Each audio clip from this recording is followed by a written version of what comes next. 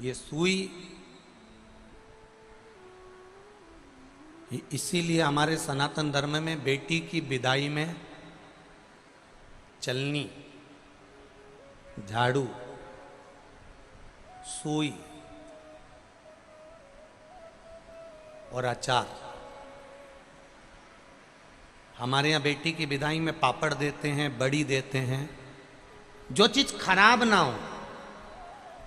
हमारे यहाँ बेटी की विदाई में पापड़ बना कर देते हैं, बड़ी भी बनाते हैं, मूंग की आदि आदि चीज।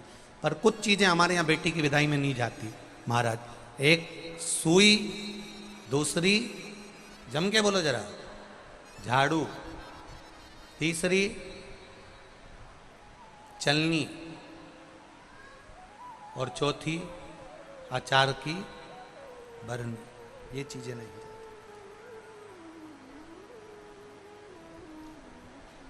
बेटी को तुम्हारे घर का अचार बहुत अच्छा लगता है। वो कहती है मम्मी मेरी माँ बहुत अच्छा अचार डालती।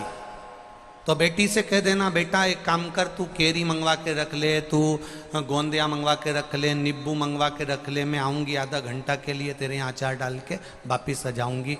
मैं दुनिया का सारा सामान बेटी को दे सकती हूँ, पर बेटी की जिंदगी में खटास उत्पन्न हो, बेटी के जीवन में कहीं सड़न उत्पन्न हो, इसलिए मैं अचार नहीं दे सकती, सुई नहीं दे सकती, झाड़ू नहीं दे सकती और चलनी नहीं दे सकती।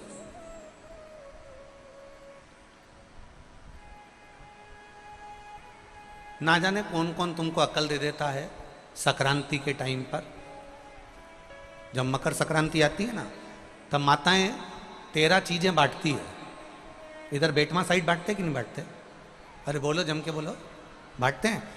तो किसी पुराण में ये लिखा था कि आटा छानने की चलनी वो 13 चीज में बांट देना।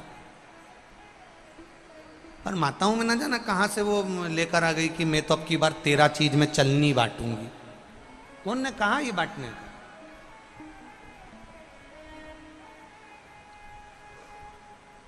जो भगवान की सेवा में कार्य आए, जो भगवान के भजन में कार्यरत रहे, जो भगवान की सेवा में, ठाकुर की सेवा में, राम की सेवा में, मेरे कृष्ण की सेवा में, मेरे शिव की सेवा में जो तल्लीनता से सेवा में कार्य आए, वो चीज बांटो तो चल जाइए। चलनी कौन ने बांटने की थी तुमसे कि चलनी बांट? ना ना ना महाराज। माता पार्वती जी बैठी हैं, बेलपत्री की माला बना रही हैं, मंदार के फूल लगा रही हैं, शमी के पत्ते लगा रही हैं। बच्चे ने फिर आवाज लगाई, माता मुझे बचा लो माँ, माता मुझे बचा लीजिए, माँ मुझे बचा लो माँ, माँ मुझे बचा लो माँ। पार्वती जी फिर खड़ी हुई और माता पार्वती जी ने शिलाखंड पर खड़े होकर वापस निहारा। कोई बच्चा नजर नहीं आया, कोई बच्चा नजर नहीं आया। बार बार माता पार्वती बच्चे को निहार रही है और बच्चा चिल्ला रहा है। बार बार पलट कर देखा जा रहा है। फिर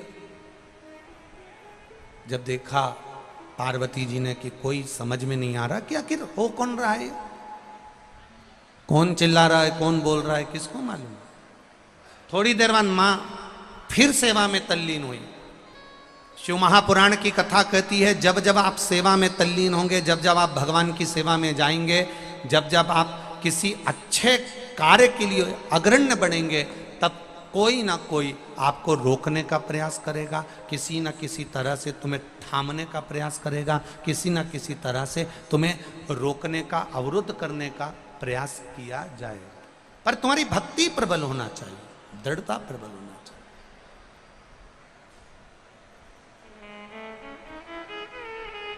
भक्ति की प्रबलता हो।